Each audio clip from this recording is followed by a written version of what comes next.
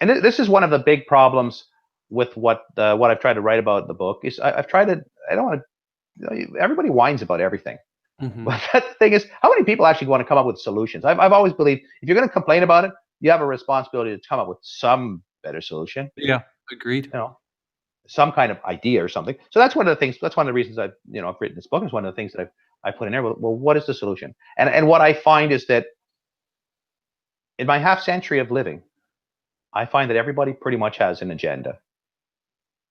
I mean, let's be honest about it. People aren't doing things for charity. They have something, some agenda, some benefit they're going to get out of it. I mean, you're interviewing me, well, because you want to increase your audience, or you're something your audience may be interested in, so you're catering to that. I don't know. Maybe you want to hire. Maybe you want to do more interviews with book authors. So it's another example of, well, they did this.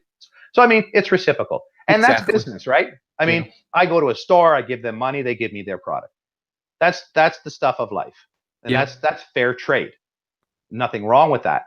But there are other people who come in with an agenda where they're deceptive, where they're selling you a false bill of goods, where you think you're getting a great laptop computer and you get it home and a week later it sets fire on you or something, right? Exactly. So these are the scammers. And there's a lot of that kind of thing going on as well, where they're cutting corners for their own financial benefit, where they're deceiving and misleading people. And this goes on in politics now. It's gotten horrible. I can go back to 30 years ago or more, with my father talking about the political situation and saying, there's nobody to choose. And it's the same thing in the U.S. Who do you choose? You know? And I can understand. I was watching the election quite intently, and I was watching, for example, with Hillary Clinton, and I remember the thing about, we saw, we conquered, this kind of thing, where she's actually gloating about what she did in Libya. And I thought, my God, really, lady? Yeah. Like, you killed people. Like, okay, sometimes you have to do that, right? If you're a politician, you're a leader, sometimes you have to do that. But don't gloat about it. Yeah. This is women and children. These are people's families. This is something that this is the stuff of life. I mean, if I were a politician and had to make a decision like that, I'd be pretty somber about it and say, well, I really don't want it. I know it's going to be a horrible thing, and I really don't want to do it, but we kind of backed into a corner, that kind of thing. Now, that's not to say that Libya was that type of situation. It wasn't at all. But it's just to say that if you're a leader, I expect you to be more responsible than that. I expect you to basically say, you know what, it's a bad thing, but we have to do it. It was, and even if you go back, this whole thing all started with 9/11. Yeah. And I remember 9/11. I was at the time, I had a publishing business. I actually was distributing my products to stores. I was driving around, and and I went to stores and I serviced all the stores. I've had a number of businesses over the years, different things that I've tried. Mm-hmm. So I'm a serial entrepreneur, amongst other things. But so this whole thing came about with 9/11. And I knew at the time, I thought, this is going to start. Somebody's going to be attacked for this. Yeah. But when I thought about it at the time, I realized that, I think this is one of the things that I'm hoping for with Trump, is that you look at things like 9/11 and he needs to realize that we're dealing with a small group of individuals who've done this thing. And it's really more of a police action. I mean, you don't send the army out when a guy was, shoplifting in a store. Yeah. You send one or two cops over, or you send, what they should really be doing, if I was setting U.S. military policy, because U.S. has interests all over the place, you just set up small groups, like SWAT team type things, right? Tactical groups. They come in with a helicopter, and basically deal with certain individuals who are a problem, especially when they're dealing with international terrorism and things like that. And this is another weird thing about this. I mean, the whole thing is bizarre when you look at it, right? It's like you have all these wars in the Middle East, and you have the U.S. getting involved in all these international conflicts. And then I look at it, and it's like you're bringing a lot of these people in as immigrants. I mean, if it happened to me, if I was, say, in a Middle Eastern country and my family had been killed, or cousins or relatives or whatever, and let's say I went to the U.S. for a better life, or Canada for a better life, I still remember that. Yeah, I still remember my country getting torn apart. Yeah, I still remember, the bombing of the city by this country that I'm in now. Yeah. So then they say, well, how come this guy comes like 2 generations later and he's like pissed off? Well, maybe the guy's been alienated, hasn't been able to get a job or whatever his story is. Now he goes to university and he gets a little victim training, right? Now, that's the perfect formula for creating a terrorist, right? Because the guy's pissed off. And I can understand where he's coming from. I mean, I, or any human being who had a family. I mean, we had this guy, the $10 million guy, the Cotter in Canada, who I don't know if you heard about this. The government gave him like $10 million, and he was a convicted terrorist with Al Qaeda.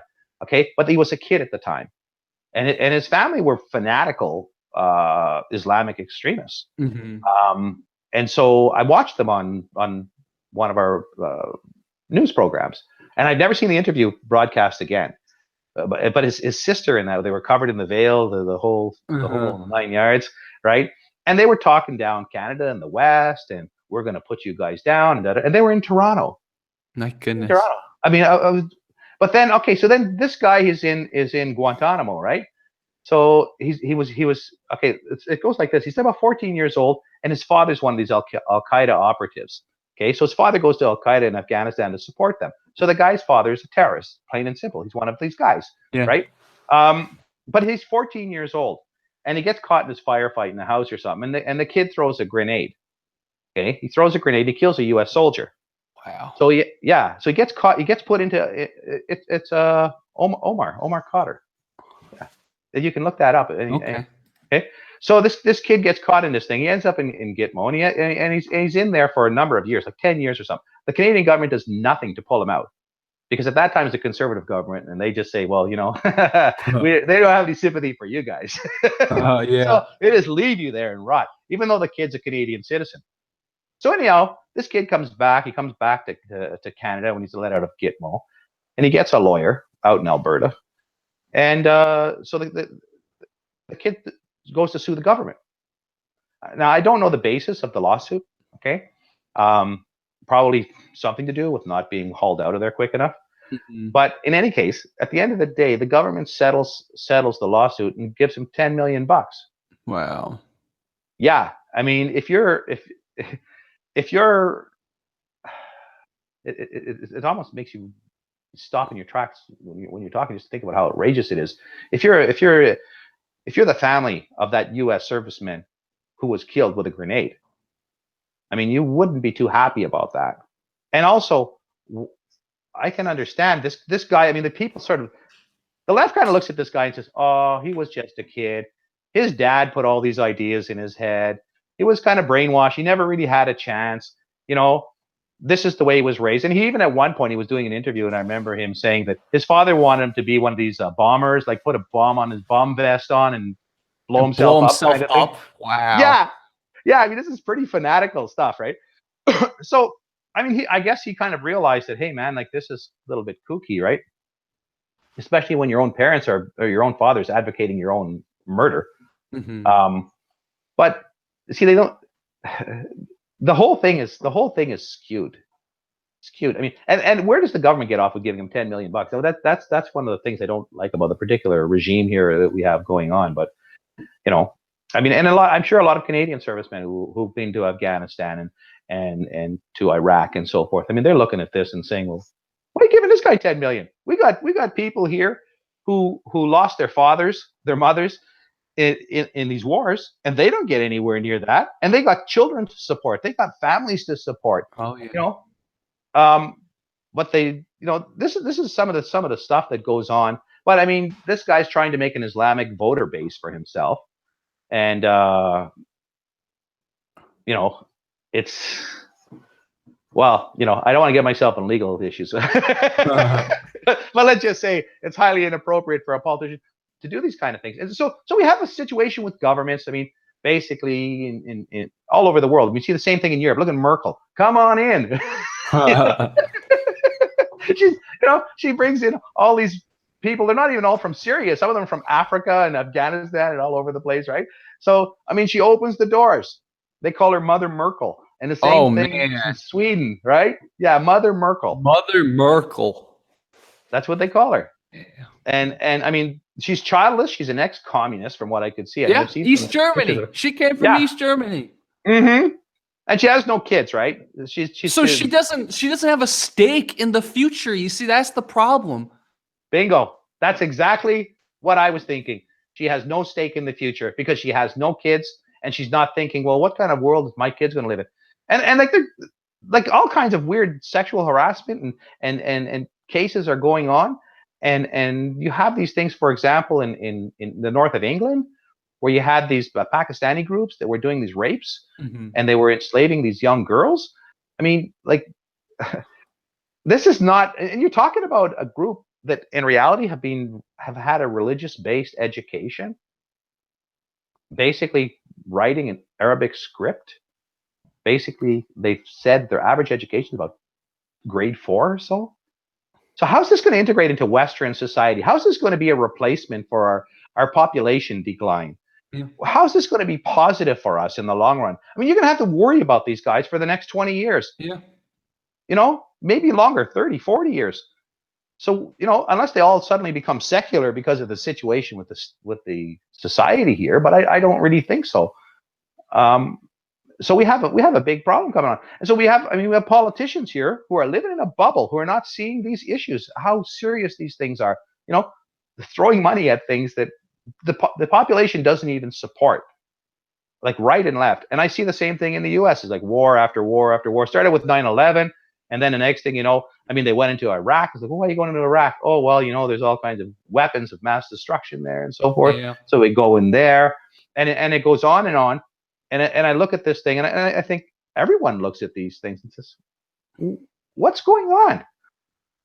Like, who are these guys representing? They're not representing me. If I'm a blue-collar guy in the U.S., and I'm looking at this, and I'm saying, well, you know what? I have needs here. Like, our economy's down. There's no decent jobs around. Wages have gone down, and I see my government like bringing in all kinds of people who don't even have any skills or education. I mean, if you have, for example, a Microsoft, and you bring in a computer technician from anywhere in the world, right? And the guy has specialized skills, you could justify that. You could say, it's only one guy in his family, you know. There's only 100 guys or 1,000 guys, right? Or women, or you know, it could be either or.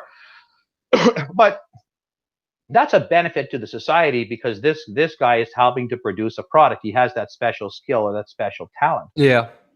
But when you start bringing in like massive migration, like for example, in the early days of North America, Canada and the U.S. is the same thing.